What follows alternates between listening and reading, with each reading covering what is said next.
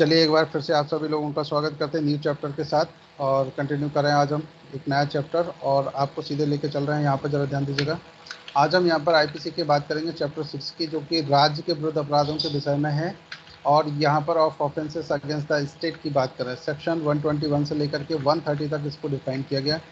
और यहाँ पर सबसे पहली चीज़ मैं आपको बोलना चाहूँगा, चलिए सीधे चलते हैं, शॉर्ट व्यू देखते हैं सबसे पहले सेक्शन का कि किस सेक्शन में क्या दिया हुआ है, और इसके बाद फिर आगे कंटिन्यू करेंगे। सेक्शन 121 में ज़रा ध्यान देंगे हम लोग। सेक्शन 121 जो है वो रिलेटेड है किससे, देखिए ज़रा ध्यान दीजिएगा। वेगिंग और अटेम्प्टिंग टू वेग वार और abetting waging of war against the government of India, यानी कि भारत सरकार के विरुद्ध युद्ध करना या युद्ध करने का प्रयत्न करना या युद्ध करने का दुष्प्रेरण करना। तो यहाँ पे मैं फिर से रिपीट कर रहा हूँ, वेजिंग और अटेम्प्टिंग टू वेज वार और अटेम्प्टिंग और awaiting waging of war against the government of India, यानी भारत सरकार के विरुद्ध युद्ध करना या युद्ध करने का प्रयत्न करना या युद्ध करने का दुष्प्रेरण करना। नेक्स्ट सेक्शन की तरफ हम लोग चल रहे हैं, जरा ध्यान दीजिएगा। सेक्शन 121 ए में जरा ध्यान दीजिएगा, conspiracy to commit offence punishable by section 121, धारा 121 के द्वारा दंडनीय अपराधों को षड्यंत्र को करने का षड्यंत्र, सेक्शन 121 ए। नेक्स्ट जरा ध्यान दीजिएगा, आप यहाँ देख रहे हैं सेक्शन 122 में, जरा यहाँ पे ध्यान दीजिएगा। देखिए, collecting arms ETC with intention of waging war against the government of India, यानी कि भारत सरकार के विरुद्ध युद्ध करने के आशय से आयुध आदि संग्रह करना। नेक्स्ट हम लोग यहाँ पे बात कर रहे हैं सेक्शन 123 की। सेक्शन 123 में ज़रा ध्यान दीजिएगा। सेक्शन 123 बात करें concealing with intent to facilitate design to wage war, युद्ध करने की परिकल्पना को सुकर बनाने के आशय से छिपाना। नेक्स्ट हम लोग यहाँ पे बात कर रहे हैं सेक्शन 124 की, जरा ध्यान दीजिएगा।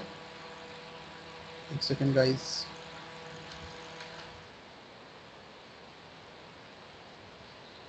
सेक्शन 124 की तरफ हम आपको लेकर चल रहे हैं, जरा ध्यान दीजिएगा। सेक्शन 124 में देखिए, assaulting president governor act with intent to compel or restrain the exercise of any lawful power, किसी विधिपूर्ण शक्ति का प्रयोग करने के लिए विवश करने या उसका प्रयोग अवरोधित करने के आशय से राष्ट्रपति, राज्यपाल आदि पर हमला। सेक्शन 124 ए में सडिशन यानी कि राजद्रोह की बात की गई। सेक्शन 125 में waging war against any Asiatic power in aliens with the government of India, Bharat सरकार से मैत्री संबंध रखने वाली किसी एशियाई शक्ति के विरुद्ध युद्ध करना।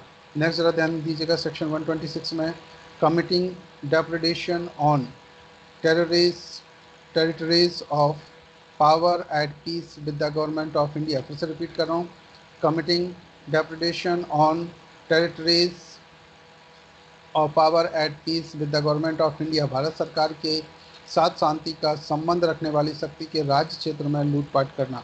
नेक्स्ट जरा ध्यान दीजिएगा, सेक्शन 127 में receiving property taken by war और डेप्रेडेशन मेंशन इन सेक्शन 125 एंड 126, धारा 125 और धारा 126 में वर्णित युद्ध या लूटपाट द्वारा ली गई संपत्ति प्राप्त करना। नेक्स्ट जरा ध्यान दीजिएगा, सेक्शन 128 पर। सेक्शन 128 में डिफाइन किया गया, public servant voluntarily allowing prisoner of state और वार टू एस्केप, लोक सेवक का स्वेच्छा राज्य कैदी या युद्ध कैदी को निकल भागने देना। सेक्शन 129 में जरा ध्यान दीजिएगा, public servant negligently suffering such prisoner to escape, उपेक्षा से लोक सेवक का ऐसे कैदी का निकल भागना सहन करना। सेक्शन 130 में एडिंग एस्केप ऑफ रेस्क्यू और हार्बरिंग सच प्रिजनर, ऐसे कैदी का निकल भागने में सहायता देना, उसे छुड़ाना या आश्रय देना। यह आपने एक शॉर्ट वीडियो देखा हुआ है। इसके आगे हम सीधे आपको लेकर चल रहे हैं बैरेट की तरफ। चलिए हम यहाँ पे बैरेट पे ध्यान देते हैं। आज आप यहाँ पर पढ़ने वाले हैं चैप्टर 6 को, हम यहाँ पर देख रहे हैं ये, और ये जो रिलेटेड है वो राज्य के विरुद्ध अपराधों के विषय में है। अब देखिए सेक्शन यहाँ पर 121 पर ज़रा हम लोग यहाँ पर ध्यान देते हैं। सेक्शन 121 में क्या दिया हुआ है, चलिए ज़रा ध्यान दीजिएगा। भारत सरकार के विरुद्ध युद्ध करना या युद्ध करने का प्रयत्न करना या युद्ध करने का दुष्प्रेरण करना, इससे रिलेटेड है। अब ज़रा ध्यान दीजिएगा यहाँ पे क्या कह रहे हैं कि जो कोई, देखिए ध्यान दीजिए, जो कोई भारत सरकार के विरुद्ध युद्ध करेगा या ऐसा युद्ध करने का प्रयत्न करेगा या ऐसा युद्ध करने का दुष्प्रेरण करेगा, वह मृत्यु या आजीवन कारावास से दंडनीय किया जाएगा और जुर्माने से भी दंडनीय होगा। यहाँ पर जो इलस्ट्रेशन दिया हुआ है, इस इलस्ट्रेशन की तरफ हम लोग थोड़ा सा ध्यान देते हैं। देखिए, का भारत सरकार के विरुद्ध विलप में सम्मिलित होता है, का ने इस धारा में परिभाषित अपराध किया हुआ है। देखिए, भारत सरकार के अगेंस्ट में कोई भी युद्ध करने या कोई भी ऐसी भीड़ में या किसी ऐसे ग्रुप में शामिल होगा जो कि भारत सरकार के से युद्ध करने के प्रयत्न करता है या कुछ भी करता है, तो ऐसे कंडीशन में यहाँ पर हम मान लेंगे कि वो भारत सरकार के विरुद्ध अपराध कर रहा है। आप ज़रा ध्यान दीजिएगा थोड़ा सा, एक सेकेंड गाइस, लाइन पर रहिएगा प्लीज़। हाँ जी, देखिए ये सेक्शन आप 121 पढ़ रहे थे, इससे पहले थोड़ा सा मैं आप बता दीजिए, आपको सभी को आवाज़ आ रही कि नहीं, क्लियर है? Hello, yes sir. ओके भाई साहब, ओके चलिए ज़रा ध्यान दीजिएगा। अब यहाँ पे नेक्स्ट हम यहाँ पे बात करने वाले हैं।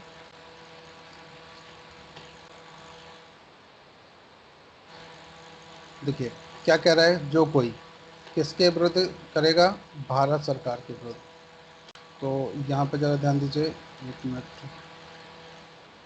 भारत सरकार के विरुद्ध युद्ध करेगा या युद्ध करने का प्रयत्न भी करेगा, प्रयत्न की भी बात की गई, ठीक है। फिर या फिर युद्ध करने का यहाँ पर दुष्प्रेरण करेगा, 3 पॉइंट हो गए। तो उसको क्या क्या दिया जा सकता है, तो फर्स्ट यहाँ पर बात की गई है मृत्युदंड, आजीवन कारावास से दंडित किया जाएगा और प्लस इसमें जुर्माना भी देना होगा, ठीक है। और इलस्ट्रेशन आपने ये पढ़ लिया है। तो इसमें पनिशमेंट की बात की गई कि कोई भी व्यक्ति भारत सरकार के विरुद्ध, पहला काम क्या है कि सरकार के विरुद्ध होना चाहिए जो भारत सरकार है, और कैसा वो क्या करेगा, सेकंड पॉइंट युद्ध करे, और तीसरा पॉइंट है युद्ध का प्रयत्न करे, और फोर्थ पॉइंट है कि अगर उसका दुष्प्रेरण भी करता तो ये फोर्थ पॉइंट में आ जाता, तो उसे मृत्यु या फिर आजीवन कारावास से दंडित किया जाएगा, ठीक है। इतना क्लियर है सभी को? चलिए सेक्शन 121A में ज़रा ध्यान दीजिएगा, काम है यहाँ पे क्या कर रहे हैं। देखिए यहाँ पर जब हम लोग बात कर रहे हैं तो सेक्शन 121A में ध्यान दीजिएगा, धारा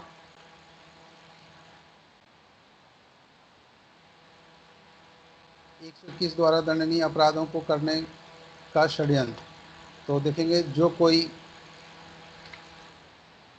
धारा 121 द्वारा दंडनीय अपराधों में से कोई अपराध करने के लिए भारत के भीतर या बाहर षड्यंत्र करेगा, या तो भारत के भीतर या भारत के बाहर क्या करेगा, षड्यंत्र करेगा, या केंद्रीय सरकार को या किसी राज्य की सरकार को, केंद्र सरकार हो या फिर राज्य सरकार हो, आपराधिक बल द्वारा या आपराधिक बल के प्रदर्शन द्वारा आतंकित करने का षड्यंत्र करेगा, ध्यान दीजिए, आतंकित करने का भी षड्यंत्र करेगा, वह आजीवन कारावास से या दोनों में से किसी भांति के कारावास से जिसकी अवधि 10 वर्ष तक की हो सकेगी दंडित किया जाएगा और जुर्माने से भी दंडनीय होगा।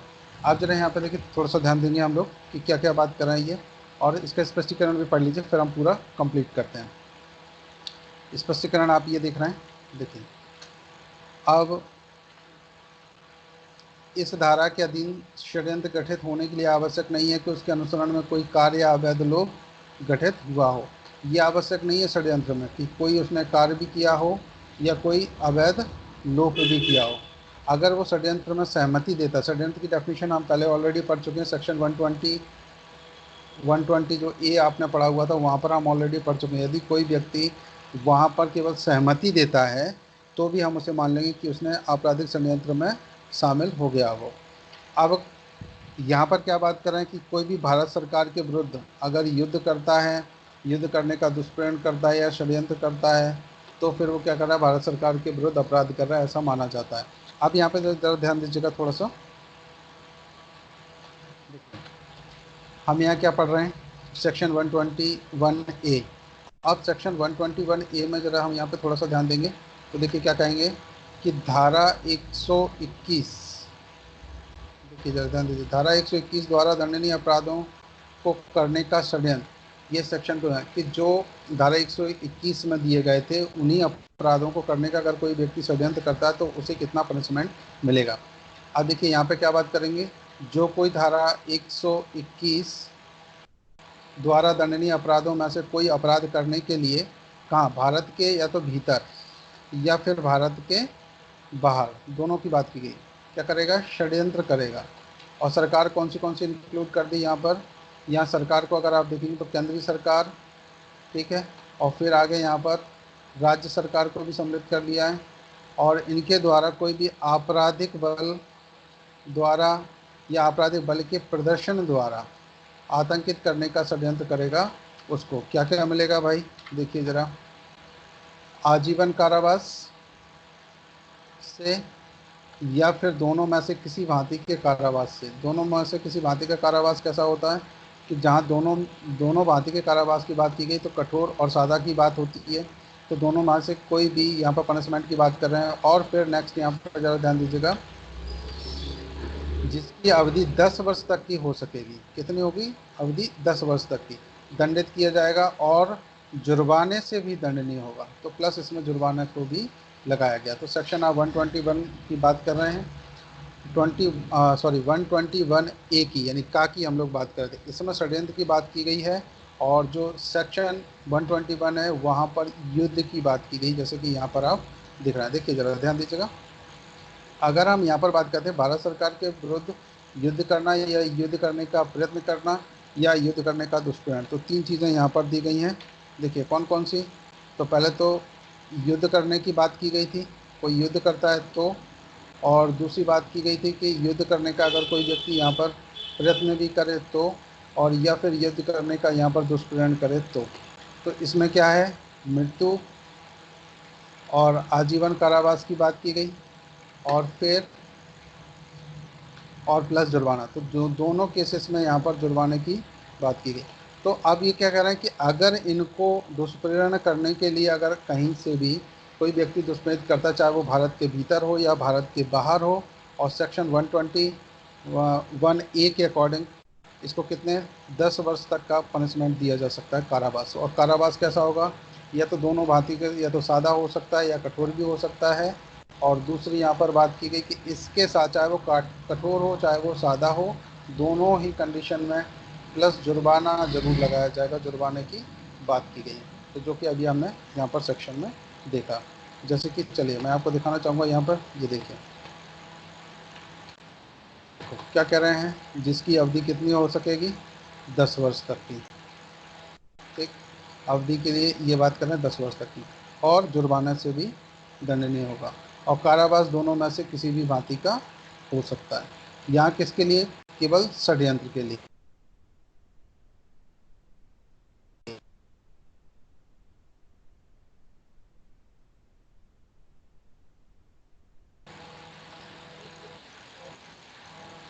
आवाज़ नहीं आई क्या, यस सर, हेलो, नहीं आई नहीं थी आ सर। रही, अभी आ गई क्या, ब्रेक हो जाता है। हाँ सर, आवाज़ आवाज। ब्रेक हो रही, एक सेकंड रुकिएगा, इस मैं जरा कनेक्शन को सही कर लेता हूँ, हो सकता है कुछ प्रॉब्लम क्रिएट हो रही हो, एक सेकंड रुकिएगा, इस लाइन क्या आ रही।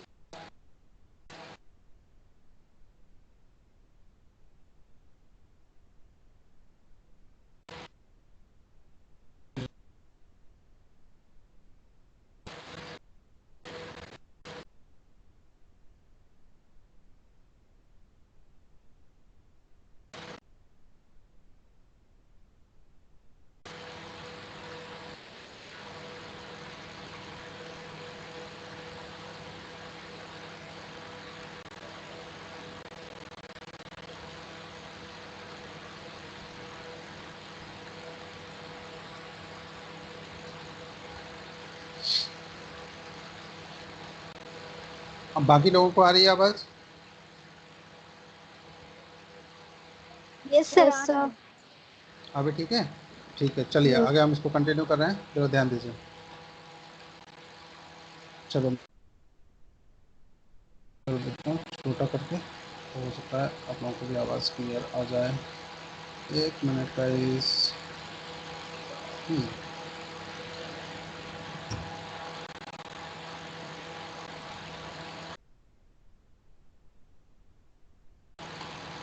चलिए ज़रा ध्यान दीजिएगा।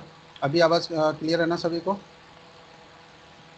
थोड़ा सा बता दिए करें आप लोग, तो मुझे थोड़ा सा पता चलता यस रहता है, कहीं सर। ऐसा ना हो नेटवर्क यस डिस्कनेक्ट हो सर। जाए और मैं पढ़ाता रहा हूँ और इसके बाद पता चले पूरी कहानी हो गई, फिर पता नहीं चला। अच्छा, ये 121A क्लियर हुआ कि नहीं आप लोगों को? इसके बारे में बताइए ज़रा। Yes sir. Yes sir. तो ये क्या कह रहा है कि अगर कोई व्यक्ति षड्यंत्र करता है तो उसके लिए पनिशमेंट कितना होगा, तो यहाँ पर जिसकी अवधि कितनी 10 वर्ष तक की हो सकेगी और प्लस जुर्माने से भी दंडनीय होगा, ये बात यहाँ पर कर रहे हैं। चलिए ज़रा ध्यान दीजिएगा। सेक्शन 122 पर हम लोग थोड़ा सा ध्यान देते हैं। 122 क्या कह रहा है, तो देखिए सेक्शन ये 122 पर देखेंगे।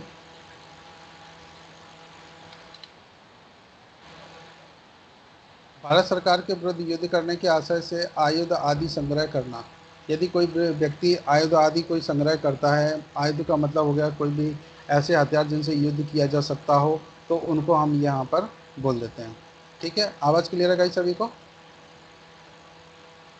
देखिए ध्यान दीजिए। जो कोई भारत सरकार के विरुद्ध या तो युद्ध करने या युद्ध करने की तैयारी करने के आशय से पुरुष पुरुष आयुध या गोला बारूद संग्रह करेगा या अन्यथा युद्ध करने की तैयारी करेगा, वह आजीवन कारावास से या दोनों में से किसी भांति के कारावास से जिसकी अवधि 10 वर्ष तक की 10 वर्ष से अधिक की नहीं होगी दंडित किया जाएगा और जुर्माने से भी दंडनीय होगा। इतनी आवाज़ इतनी क्लियर है voice? Hello? Yes sir yes clear है सर। सर। यस क्लियर है, सर। चलिए आप ज़रा नेक्स्ट ज़रा ध्यान दीजिएगा। यहाँ पर एक पॉइंट मैं आपको क्लियर करना चाहूँगा, थोड़ा सा सभी लोग ज़रा ध्यान दीजिएगा। यहाँ पर देखिए केवल पुरुष की बात की गई है, किसी स्त्री के लिए कोई बात नहीं की गई है, केवल यहाँ पर पुरुष की बात की गई है। जो लाइन आप दिख रहे हैं अंडरलाइन, बस ठीक है। आप ज़रा ध्यान दीजिए सेक्शन 123 पे। सेक्शन 123 में अगर हम लोग यहाँ पर देखते हैं तो सेक्शन 123 में एक बार नज़र डालिएगा। देखिए क्या कह रहे हैं,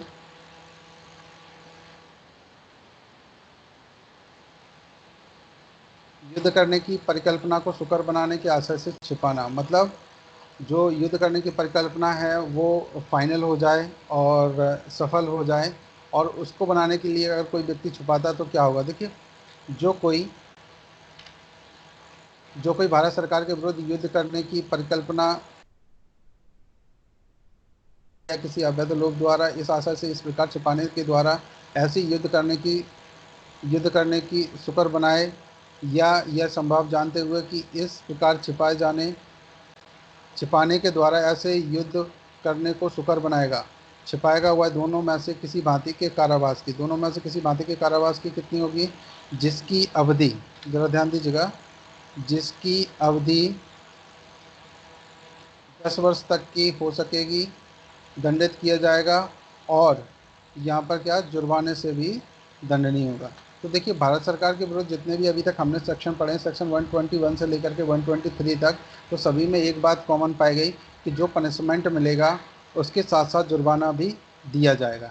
ठीक है, अगला ज़रा ध्यान दीजिएगा। नेक्स्ट हम यहाँ पर बात कर रहे हैं सेक्शन 124 की। तो सेक्शन 124 को थोड़ा सा ध्यान दीजिएगा। देखिए क्या कर रहे हैं यहाँ पर सेक्शन 124 में, किसी विधि पूर्ण शक्ति का प्रयोग करने के लिए विवश करने या उसका प्रयोग अवरोधित करने के आशय से राष्ट्रपति, राज्यपाल आदि पर हमला करना। यदि राष्ट्रपति या राज्यपाल आदि पर हमला करना, क्या कह रहे हैं, किसी विधि पूर्ण शक्ति का प्रयोग करने के लिए विवश करने या उसका प्रयोग अवरोधित करने के आशय से राष्ट्रपति, राज्यपाल आदि पर अगर कोई व्यक्ति हमला करता है तो क्या होगा। तो देखिए ज़रा ध्यान दीजिए यहाँ पर,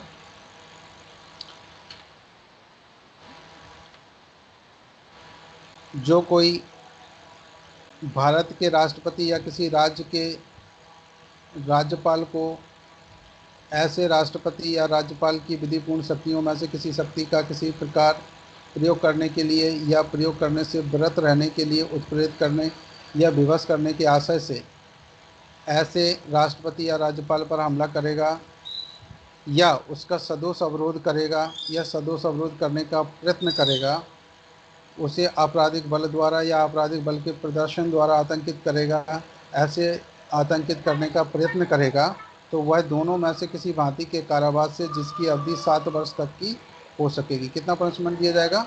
7 वर्ष तक के लिए, और जुर्माने से भी दंडनीय होगा। तो राज्यपाल आदि पर हमला करना यहाँ उनकी मृत्यु करने के लिए नहीं है, केवल हमला करने की यहाँ पर बात की गई है। अगर किसी राष्ट्रपति राष्ट्रपति पर या फिर राज्य के राज्यपाल पर कोई व्यक्ति अगर हमला करता है और हमला का जो परिणाम होगा वो कैसा हो, देखिए ज़रा ध्यान दीजिए। उन पर हमला करे, पहली चीज़ देखिए, हमला करे या फिर उसका सदोष अवरोध करेगा या फिर सदोष अवरोध करने का प्रयत्न करेगा, इनमें से कोई भी, और उसका आपराधिक बल द्वारा या आपराधिक बल के प्रदर्शन द्वारा उसे आतंकित करेगा, तो या आतंकित करने का प्रयत्न भी करता है, तो भी यहाँ पर कितना पनिशमेंट दिया जाएगा? दोनों में से किसी भांति के पनिशमेंट से जिसकी अवधि 7 वर्ष तक की हो सकेगी दंडित किया जा सकता है, और प्लस यहाँ पर जुर्माना भी लगेगा। ठीक है, सेक्शन 124 क्लियर हो गया। इसमें ज़्यादा कुछ विशेष स्टफ नहीं है, सिंपल है। अगर आप लैंग्वेज सिंपल पढ़ते हैं तो उसमें क्लियर आसानी से हो सकता है। हेलो गाइस, थोड़ा थोड़ा यस सा बता सर। दिया करो, आप लोग यस सर। बताते नहीं। थक जाओ तो मुझे बता देना, भैया थक गए हो आप। ठीक है, चलिए।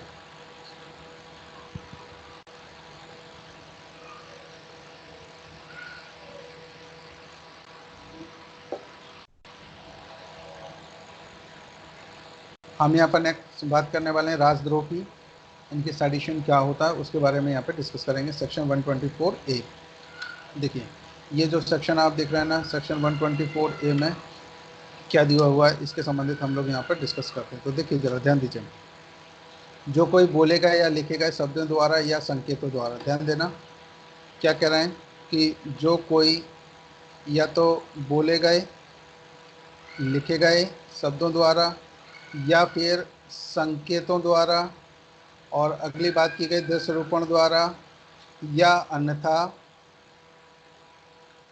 अन्यथा भारत में किसी विधि द्वारा स्थापित सरकार के प्रति घृणा या अपमान पैदा करेगा। क्या पैदा करेगा? या तो प्रति घृणा पैदा करे या अपमान पैदा करे, या पैदा करने का प्रयत्न करेगा, या अप्रीति प्रदीप्त करेगा। अप्रीति जानते हो ना, जो प्रीति होती है उनको अप्रीति कर देते हैं, समझ गए? आप यहाँ ज़रा ध्यान दीजिए, अप्रीति का मतलब यहाँ पर भाईचारे से या प्रेम भाव से हम लोग ले सकते हैं। या प्रदीप्त करने का प्रयत्न करेगा, वह आजीवन कारावास से जिसमें जुर्माना जोड़ा जा सकेगा या 3 वर्ष तक का, ध्यान देना, आजीवन कारावास से जिसमें जुर्माना जोड़ा जा सकेगा या 3 वर्ष तक का कारावास से जिसमें जुर्माना जोड़ा जा सके या जुर्माने से दंडित किया जाएगा अगर कोई व्यक्ति राजद्रोह का काम करता है तो। अब राजद्रोह कैसे कैसे कर सकते हैं? फर्स्ट पॉइंट पर आप यहाँ देखेंगे, बोले गए शब्दों द्वारा, दूसरा पॉइंट था लिखे गए शब्दों द्वारा, या तीसरा पॉइंट कोई संकेतों द्वारा, या चौथा पॉइंट जो था ना दृश्य रूपण के द्वारा, या अन्यथा कोई भी ऐसा करता है तब यहाँ पर कितना हो उसको हो जाएगा? आजीवन कारावास की यहाँ पर बात कर रहे हैं। अब जरा ध्यान दीजिए, विधि द्वारा स्थापित सरकार के प्रति कोई भी घृणा, विधि द्वारा स्थापित मतलब इलेक्शन में चुनाव जीत गए सब कुछ हो गया, कोई व्यक्ति घृणा करता है, अवमान पैदा करता है या पैदा करने का प्रयत्न भी करता है, या अप्रीति प्रदीप्त करता है। प्रदीप्त का मतलब होता है प्रज्वलित करना, प्रज्वलित का मतलब होता है अप्रीति को बढ़ावा देना। तो ऐसी कंडीशन में उसे आजीवन कारावास से जिसमें यहाँ पर जुर्माना जोड़ा जा सकेगा या फिर 3 वर्ष तक का कारावास जिसमें जुर्माना हो सकता है, ये दे सकते हैं। आप जरा यहाँ पर ध्यान दीजिएगा, स्पष्टीकरण पर हम लोग थोड़ा सा ध्यान देते हैं। यहाँ पर ये जो आप स्पष्टीकरण देख रहे हैं, ये देखिए अप्रीति जो पद है इसका मतलब क्या है, यहाँ ध्यान दीजिएगा। ये अप्रीति पद के अंतर्गत अभिव्यक्ति और शत्रुता की समस्त भावनाएं आती हैं। मतलब अप्रीति के साथ भावना को भी इंक्लूड कर दिया है, समझ गए ना? भावना दीदी की बात नहीं कर रहा हूँ, मतलब अपने अंदर की जो भावनाएं होती हैं उनके बारे में वो बात कर रहे हैं, और वो कैसी हो? शत्रुता की समस्त भावनाएं होनी चाहिए। आप देखिए ज़रा ध्यान दीजिएगा, स्पष्टीकरण नंबर 2 में यहाँ पे थोड़ा सा हम लोग ध्यान देंगे। सर जी सर एक बार अप्रीति मतलब थोड़ा समझा दीजिए। देखिए, प्रीति का मतलब होता है भाईचारा। जो फ्रेटर्निटी आप कॉन्स्टिट्यूशन में पढ़ते हैं ना, यस सर। तो यहाँ पर बोलते हैं किसी से प्रीत लगाना। प्रीत लगाने का मतलब होता है ना, जैसे देश के प्रति प्रीत लगाने का मतलब ये होता है कि कोई व्यक्ति अपने देश के प्रति मरने के लिए मिटने के लिए अगर तैयार हो, तो उसे हम क्या बोल देते हैं कि उसके देश के प्रति इतना सम्मान है, इतना उसके साथ प्रीत किया हुआ है। तो प्रीत का मतलब यहाँ प्यार से ले सकते हैं। और या फिर यस। नेक्स्ट हम यहाँ पर बात करेंगे कि अगर कोई व्यक्ति अप्रति प्रीति का मतलब है देश के प्रति दुर्भावना रखता है, तो उसे हम अप्रीति बोल देते हैं। ठीक है, ओके सर। चलिए अब जरा यहाँ पे ध्यान देंगे। नेक्स्ट स्पष्टीकरण नंबर 2 पर देखिए। स्पष्टीकरण नंबर जो 2 दिया गया है यहाँ पर क्या दिया हुआ है। देखिए, कह रहे हैं कि घृणा, अवमान या अप्रीति को प्रदीप्त किए बिना, प्रदीप्त करने का प्रयत्न किए बिना सरकार के कर्मों के प्रति विधिपूर्ण साधनों द्वारा उनको परिवर्तित कराने की दृष्टि से अनुमोदन प्रकट करने वाली टीका टिप्पणियाँ इस धारा के अधीन अपराध नहीं है। ध्यान दीजिएगा। देखो, जैसा आपने जो मानहानि का सेक्शन पढ़ा है, कभी ध्यान दिया हो 499 में, कभी दिया ध्यान 499? जिन लोगों ने एग्ज़ाम दिया हो एलएलबी का, उन लोगों के लिए तो 499 में लिखेगा ना कि बोले गए लिखे गए शब्दों द्वारा संकेतों द्वारा किसी की मानहानि करते हैं। तो बिल्कुल वही कंसेप्ट यहाँ पर भी है। चलो देखिए, यहाँ पर थोड़ा सा लेते हैं हम लोग कि क्या कह रहे हैं यहाँ पर। अगर कोई व्यक्ति घृणा, जरा ध्यान दीजिएगा, घृणा की बात करें, अवमान की बात करें या अप्रीति की बात करता है, को प्रदीप्त किए बिना या प्रदीप्त करने का प्रयत्न किए बिना, प्रयत्न भी किए बिना सरकार के कामों के प्रति विधिपूर्ण, तो ध्यान देना, सरकार के जो काम है उनके विधिपूर्ण साधनों द्वारा उनको परिवर्तित कराने की दृष्टि से अनुमोदन प्रकट करने वाली टीका टिप्पणी इस धारा के अधीन नहीं है। अगर कोई व्यक्ति सरकार के प्रति टीका टिप्पणी करता है, और कैसे करता है, लॉफुल होना चाहिए, विधिपूर्ण साधनों द्वारा। अगर मान लीजिए सरकार कोई ऐसे काम कर रही है जिसमें ऐसा अपने को प्रतीत होता है कि यहाँ पर गड़बड़ हो सकती है, और उस सिचुएशन में सरकार के प्रति कोई व्यक्ति आवाज़ उठाता है, तो वो राजद्रोह में नहीं आएगी। और अगर वो गलत भावना के साथ उठाता है, जिसमें शत्रुता की भावना की बात की गई है, ये इस टाइप के, तो बिल्कुल यहाँ पर हम मान लेंगे कि ये उस व्यक्ति क्या कर रहा है, राजद्रोह कर रहा है। चलिए अब जरा ध्यान दीजिएगा यहाँ पर स्पष्टीकरण नंबर 3 की तरफ हम लोग थोड़ा सा चलते हैं। स्पष्टीकरण नंबर 3 पर थोड़ा सा ध्यान दीजिएगा। देखिए, ये जो स्पष्टीकरण नंबर 3 है, इस पर हम लोग थोड़ा सा डिस्कस करते हैं। देखिए क्या कह रहे हैं। घृणा, अवमान या प्रीति को प्रदीप्त किए बिना या प्रदीप्त करने का प्रयत्न किए बिना सरकार की प्रशासनिक या अन्य क्रिया के प्रति अनुमोदन प्रकट करने वाली टीका टिप्पणियाँ इस धारा के अधीन अपराध गठित नहीं करती। यह तो सरकार के प्रति करे या प्रशासन के प्रति भी अगर ऐसा करता है, तो वो भी यहाँ पर राजद्रोह की श्रेणी में नहीं आएंगे। क्लियर हो गया गाइस सभी को? ये सेक्शन सभी को समझ आ गया क्या? हेलो, नहीं, आवाज़ ही नहीं आ रही। सर एक बार लास्ट स्पष्टीकरण और समझा दीजिए। देखिए, तीनों स्पष्टीकरण को ज़रा ध्यान से देखिए। फर्स्ट जो स्पष्टीकरण की बात की गई थी यहाँ पर, तो जो फर्स्ट था उसमें क्या क्या दिया गया था, एक सेकंड रुकिए का जरा लाइन पर। यहाँ बात की गई कि कोई अभिव्यक्त शत्रुता की समस्त भावनाएं आती हैं। दूसरे में क्या किया गया कि सरकार के प्रति अगर कोई व्यक्ति टीका टिप्पणी करता है और अनुमोदन प्रकट करने की बात करता है, तो अनुमोदन का यहाँ से जो सेंस है, वो सेंस ये है कि सरकार के जो काम है उनके प्रति कोई व्यक्ति अगर आवाज़ उठाता है यहाँ पर, तो बिल्कुल यहाँ पर क्या है, ये अपराध की श्रेणी में नहीं आएगा। और अगर हम यहाँ पर देखें, कोई व्यक्ति घृणा, अवमान या अप्रदीप्ति प्रीति को प्रदीप्त किए बिना अगर वो ऐसा कर रहा है कि सरकार की बार बार आलोचना कर रहा है यहाँ पर, और आलोचना इसलिए कर रहा है विधिपूर्ण साधनों के अनुसार, और क्यों कर रहा है, क्योंकि देश हित में कर रहा हो, तो बिल्कुल वो ये राजद्रोह की श्रेणी में नहीं आएगा। तो पहले तो बात की गई कि सरकार के कर्मों के प्रति कर रहा है, कि जो काम कर रहा है सरकार, और सरकार कभी कभी गलत काम भी करते तो उनके प्रति आवाज़ उठाना चाहिए, या कई बार लोगों का नुकसान हो जाता है तो उसके प्रति कोई लोग आवाज़ उठाने लग जाते हैं, सरकार के प्रति स्ट्राइक में चले जाते हैं न्यूज़ में, और कई जगह ऐसी बातें वो करते हैं। तो यहाँ पर ये अपराध की श्रेणी में नहीं आता। वही बात करें कि अगर कोई सरकार की प्रशासनिक शक्ति या किसी अन्य क्रिया के अनुमोदन के लिए भी ऐसा किया जाए, टीका टिप्पणी की जाए यहाँ पर, तो भी ये अपराध को गठित नहीं करती हैं। ये बात समझ में आ गई।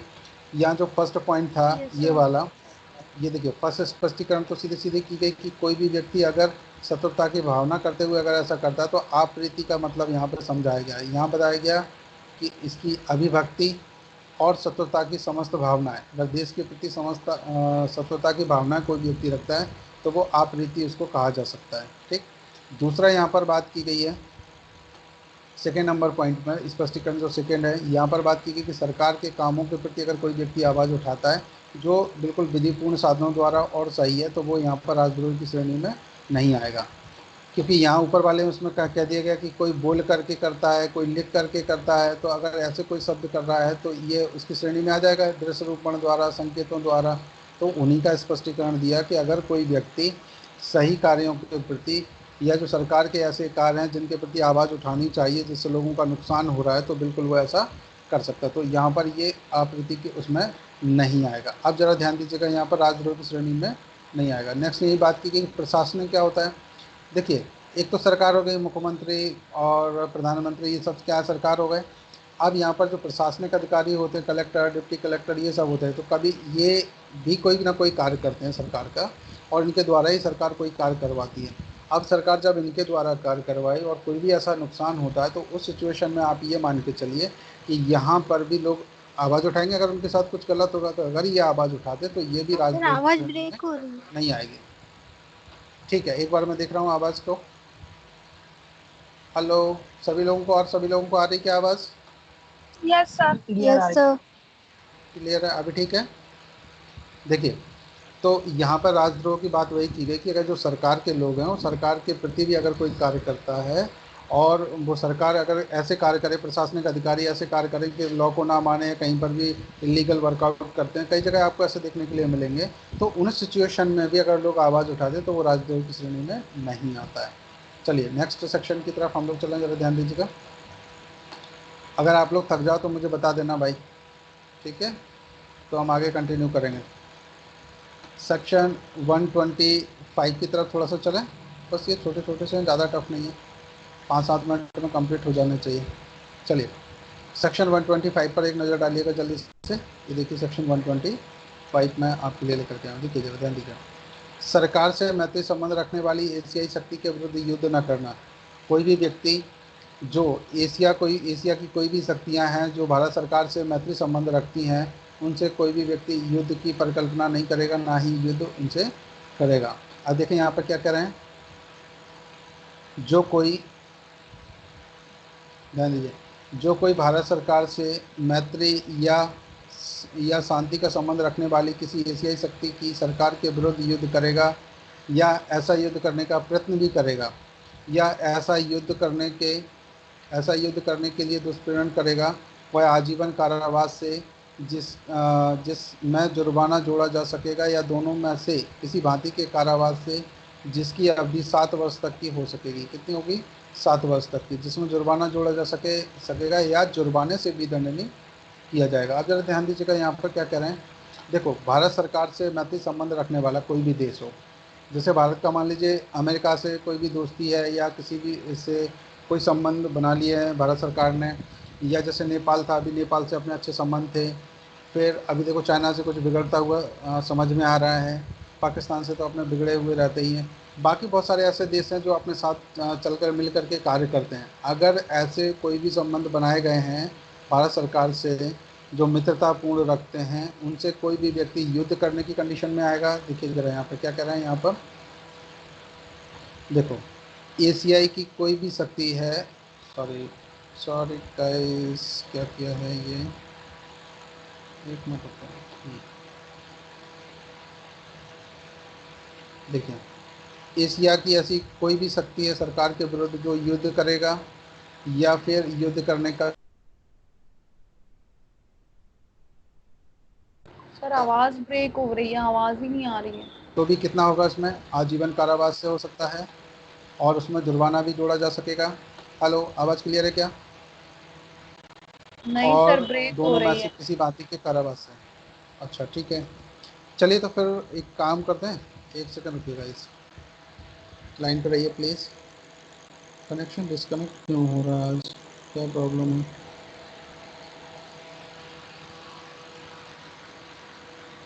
एक सेकंड प्लीज़ लाइन पे रहिए, मैं चेक कर रहा हूँ अगर इससे सही आ जाए तो।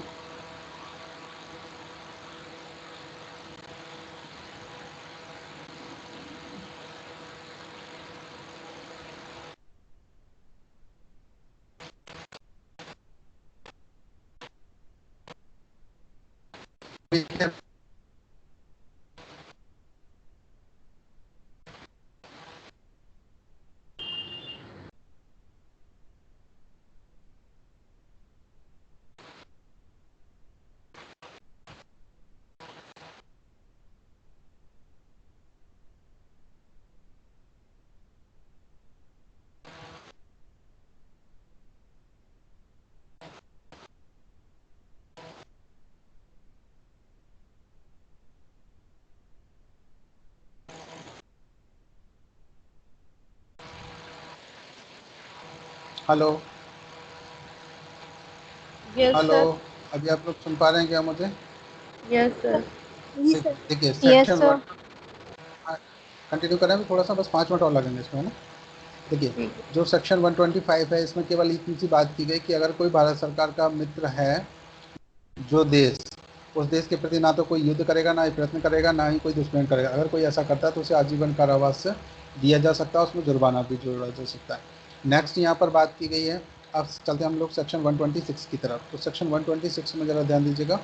देखिए सेक्शन 126 क्या कह रहा है यहाँ पर, भारत सरकार के साथ शांति का संबंध रखने वाली शक्ति के राज्य क्षेत्र में कोई लूटपाट करना, ऐसी कोई शक्ति जो भारत सरकार के साथ शांतिपूर्ण संबंध बनाकर रखती है और उसमें कोई लूटपाट करता है, तो फिर यहाँ पर क्या होगा। तो देखिए ज़रा ध्यान दीजिएगा, जो कोई भारत सरकार से मैत्री या शांति का संबंध रखने वाली किसी शक्ति के राज्य क्षेत्र में लूटपाट करेगा, ध्यान दीजिए, लूटपाट करेगा या लूटपाट करने की तैयारी करेगा, और फिर बात की गई कि वह दोनों में से किसी भांति के कारावास से जिसकी अवधि 7 वर्ष तक की हो सकेगी, कितनी होगी, 7 वर्ष तक की, दंडित किया जाएगा, और वह जुर्माने से और ऐसी लूटपाट करने के लिए उपयोग में लाई गई या फिर उपयोग में लाई जाने के लिए आश्रित या ऐसी लूटपाट द्वारा अर्जित संपत्ति के समर्पण से भी दंडनीय होगा। देखिए अगर कोई व्यक्ति, सबसे पहले चीज़ समझिएगा यहाँ पर, भारत सरकार के साथ कोई शांति का संबंध रखने वाली कोई राज्य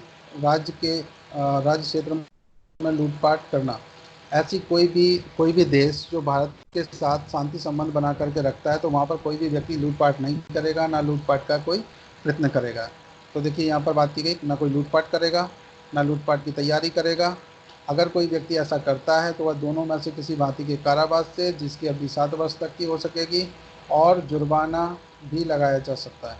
अगला देखिए, और दूसरी चीज़, जो संपत्ति उसने लूटपाट द्वारा अर्जित की है उस संपत्ति को समर्पण भी कर लेंगे, फोरफीचर कर लेंगे, मतलब सरकार उसे अपने पास वो कर सकती है इसको।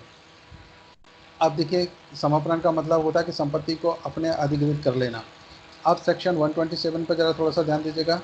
धारा 125 126 में वर्णित युद्ध या लूटपाट द्वारा ली गई संपत्ति प्राप्त करना, ध्यान दीजिए सेक्शन 125 126 में 125 में क्या किया गया था, यहाँ पर देखो, भारत सरकार से मैत्रीपूर्ण संबंध रखने वाली किसी एशियाई शक्ति के विरुद्ध युद्ध करना।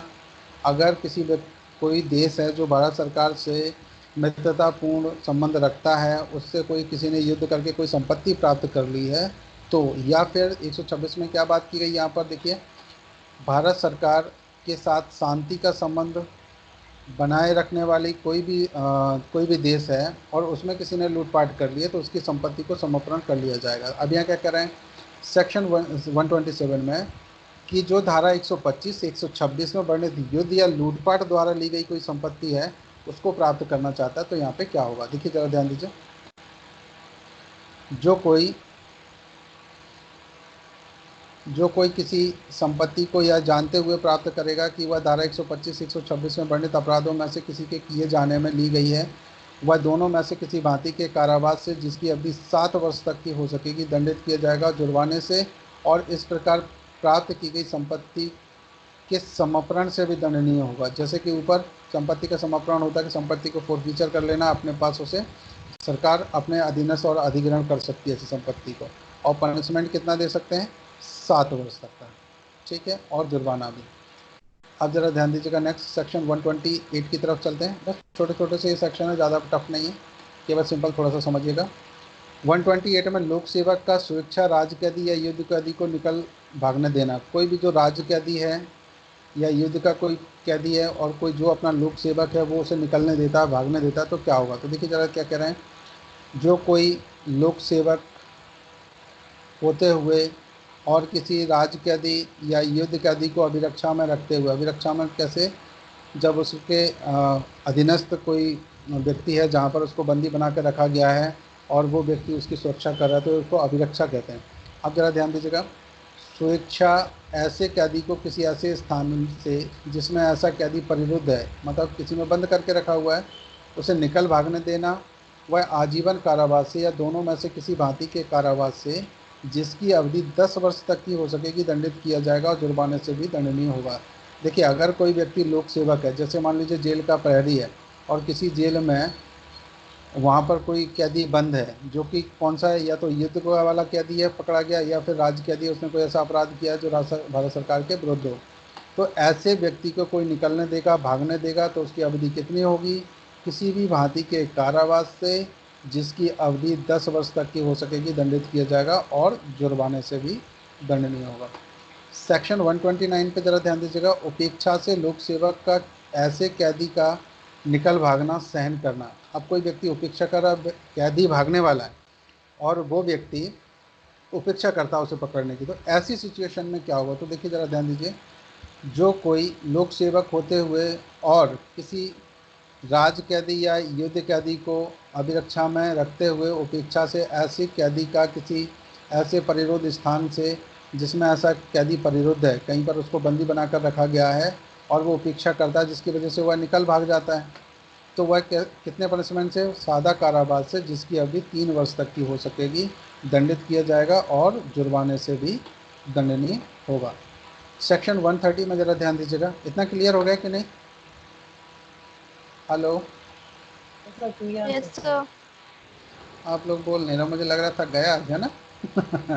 कोई बात नहीं, बस एक आखिरी सेक्शन और है, थोड़ा सा पढ़ लीजिए फिर आपकी छुट्टी, ठीक।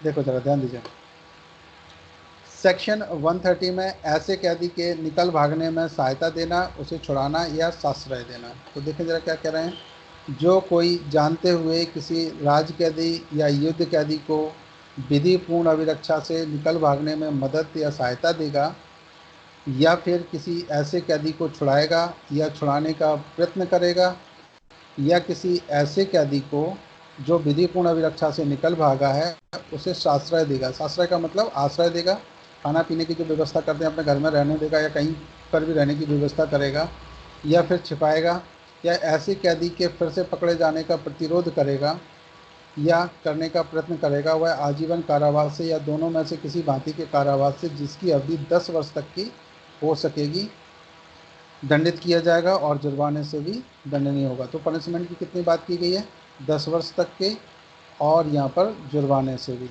और दूसरी बात कह रहे हैं कि यहाँ पर आजीवन कारावास भी दिया जा सकता है। तो क्या आजीवन कारावास से या दोनों में से किसी भांति के कारावास से जिसकी अवधि 10 वर्ष तक की हो सकेगी। अगर किसी व्यक्ति को निकल भागने में सहायता देता है, उसे छुड़ाता है या उसे आश्रय देता है, इन सभी कंडीशनों में ऐसा किया जा सकता है। तो आज आप जो ये सेक्शन पढ़ रहे थे, ये आपने भारत सरकार के विरुद्ध अपराधों के विरुद्ध पढ़ा आपने, कि कोई व्यक्ति अगर राज्य के विरुद्ध अपराध करता है तो उस कंडीशन में क्या होगा। तो मुझे उम्मीद है कि आप लोगों को ये समझ आ गया होगा। नेक्स्ट डे और जो पिछले सेक्शन है उनको रिवाइज करके रखिएगा, हम लोग क्वेश्चन आंसर को जल्दी सॉल्व करेंगे। किसी को कुछ क्वेश्चन तो नहीं पूछना है। Hello, no sir. नहीं, नो सर। आज ज़्यादा हो गई, कोई बात नहीं। चलिए गाइस, हम मिलते हैं नेक्स्ट क्लास में, तब तक के लिए okay, bye bye. Thank you sir.